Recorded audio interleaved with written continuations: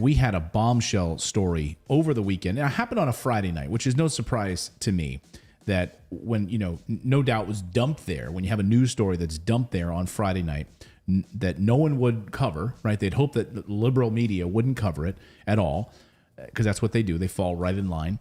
And liberal media largely ignored the story, totally. This story is massive, and it shows a concerted effort by Democrats to create a BS narrative in 2016 that President Trump, or then candidate Trump, was connected to the Russians. According to a filing from the special counsel, John Durham, on Friday. This is amazing, guys. This is amazing. I mean, again, this comes on Friday afternoon when everyone was like focused on their weekend and getting ready for the Super Bowl. So according to a filing from the special counsel, John Durham, on Friday, Clinton tried to fabricate connections between Trump's 2016 presidential campaign and Russia, according to these reports, which was accused of meddling in the election.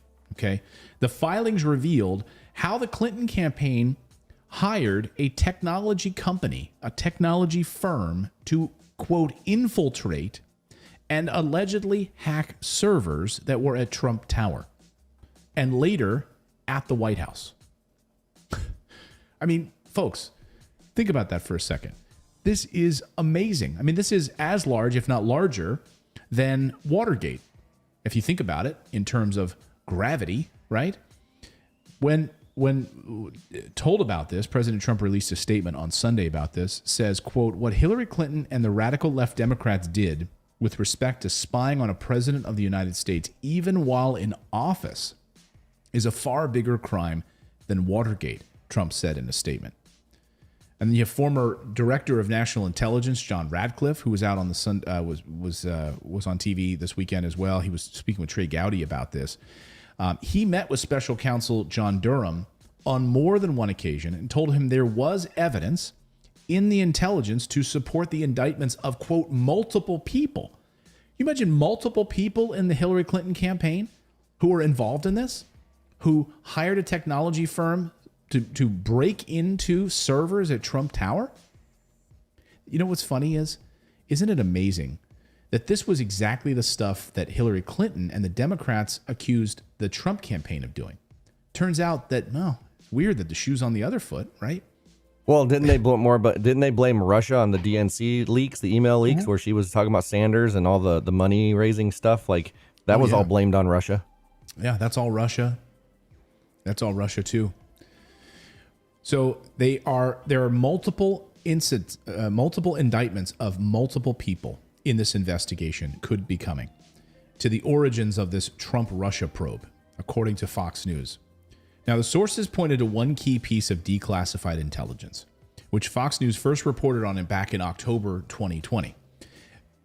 They revealed that the intelligence community officials within the CIA forwarded an investigative referral on Hillary Clinton purportedly approving a plan concerning U.S. presidential candidate Donald Trump and Russian hackers hampering U.S. elections as a means of distracting the public from her use of a private email server in Chappaqua. So this was in the intelligence reports that Hillary Clinton, then a candidate, there were concerns about her using or making up a story about Trump in order to distract from her having used private email servers at Chappaqua.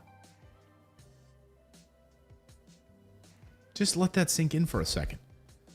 Asked about it this weekend. And remember that James Comey comment back about these FISA warrants? Was there any problem with these FISA warrants? Listen to James Comey, who Patsy James Comey, who had this to say about this. Here's John Radcliffe answering this, but they set it up with this James Comey clip over the weekend. Thank you. I want to begin by taking a look back. Jim Comey back in 2018. Listen to this and we'll get your thoughts on the other side. I have total confidence that the FISA process was followed and that the entire case was handled in a thoughtful, responsible way by DOJ and the FBI. I think the notion that FISA was abused here is nonsense. Nonsense, huh? Really? Nonsense. I think you were one of the Republicans on the other side of that wall asking him questions. So let me first ask you, do you expect more indictments from the Durham probe? I think the intelligence that I've seen would reflect that there would be additional actions taken by John Durham.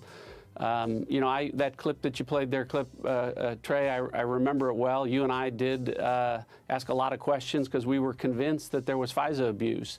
And we were unfortunately right. And Jim Comey had to walk that back. And we saw the lawyer that created those false applications plead guilty this week. And it's for that same reason that when I became DNI and I saw more intelligence, I became more convinced that there were more incidents like that as it related to the 2016 campaign. Without betraying any confidences, I can tell you I sat in a room last July with John Durham and with Attorney General Barr, and we looked at intelligence, and we all unanimously agreed that there was a problem there with respect to the FBI, that there wasn't a proper predicate to begin, much less continue, a counterintelligence investigation against the Trump campaign. So I'd be surprised if this reporting is accurate, that there aren't going to be additional indictments. I would expect that. I think the intelligence that I've seen reflects that. And I certainly think that, once the investigation runs its course, that's what will take place. Amazing. Multiple indictments. So this other shoe is about to drop, folks. And it's amazing that you can't find it in the liberal media. Not even covering the story. But go ahead. I was going to say, the thing is that we've seen in the past that not only do you have banks that are too big to fail, you've got people who are too big to indict. They're not going. Nobody's going to pay for this. Like, do they ever? Like, tell me the last time somebody paid for this kind of stuff. Well, it's going to be low-level It's going to be low-level lackeys. Yeah. Right. And you bring up a good point about Nixon, right? So there's been some comparisons, and I brought it up, and I compared it to Watergate. I mean, think about this for a second, right? You have a sitting president of the United States worried about the Democratic operatives of the Democratic campaign. They break into the Watergate hotel. I mean, think about it, right? By all accounts, they were spying on the Democratic campaign, right? By all accounts, pretty crappy, pretty terrible operation. Two bumbling fools breaking in the Watergate hotel leads up, the president of the United States. He resigns, of course, in disgrace, does Richard Nixon. Here you have a campaign to set up and break into Trump Tower servers, according to these reports. And then also, while still at the White House, using, who knows, a technology firm to infiltrate the sitting government of the United States. If this was Russia, we would be up in arms. We would be calling out Vladimir Putin for invading our sovereignty, right? This is treacherous behavior. But you bring up Watergate, you bring up Nixon, and the Washington Post, of course, Woodward and Bernstein, the reporters who were tireless and did an amazing job going after the leads and following every thread to find out, and ended up bringing down a president, right? Where's the Washington Post this morning on this story? Where? Right? Where's the story? Where's the Washington Post? Oh, they got coverage of the Super Bowl, though, right? Got coverage of the Super Bowl and Dr. Dre and the halftime show and the Olympics, right? Nothing. Unbelievable. This is your media. This is United States media. And this is how the liberal media does it. And I will say, even up in Canada, I was hearing from some families of different truckers up there saying, thank you for Morning Invest, for you guys covering the story of the Canadian truckers, because the media here has been incredibly slanted. We can't even get very, very little coverage of it. It's totally slanted to the other side. It's very pro-Trudeau. We don't get any coverage on the other side. Trying to paint these truckers as white supremacists and they're all racist and in fact the reporting the evidence is completely to that contrary. There's been no violence. Many of these truckers have even brought their families with them to camp out in their trucks with them. They've been peaceful. They're not white supremacists. They want freedom, right? But this is the way the mainstream billionaire media runs things. This is the corporate media. And this is a sad state of affairs that we have to deal with this in the United States, that this is where most people get their news. And they're not going to even hear about this. And they're going to say that this is some conspiracy theory. This is going to be some Alex Jones conspiracy theory.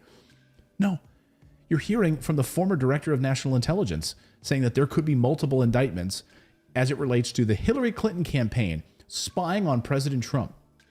And go back through history and look at every single time we who have talked about this stuff or people who have talked about this stuff are labeled conspiracy theorists, nut jobs, and then it turns out to be true, and that's never redacted. This has happened over and over and over again with so many issues that at first it's conspiracy theory, and then it's like the official narrative was the conspiracy theory. Well, I love that. I heard, what was it, a few weeks ago? I think I mentioned it here. Someone in our chat said that conspiracy theories are simply spoiler alerts. Yeah. If you think about that for a second, just like let that sink in, right? So many things that we've heard throughout this pandemic, these quote unquote conspiracy theories, they've all come true, or they've all been proven true when that other narrative has collapsed, right? And so, spoiler alert, like, hey, don't tell me that because that's going to come true. It's like ruining a movie for somebody. So we'll see more of this. I mean, Hillary Clinton purportedly approving a plan that she signed off on this to distract the public from her email scandal. Instead, go and manufacture some connection with Trump and Russia. Put and break into his servers in Trump Tower and while in the White House to undermine candidate Trump. And you wonder why Americans are so leery of corporate politicians and the oligarchy. This is exactly why, This is exactly why. I'd love to hear your thoughts on this story. Drop me a comment about it below. If you like this content, be sure to subscribe to the channel. Also, we have a membership program. For the price of a cup of coffee once a month, you can support independent journalism just by going to morninginvest.com/join. You get access to exclusive videos, plus the ability to join and chat with us live. We really appreciate your subscription, and you are supporting independent journalism.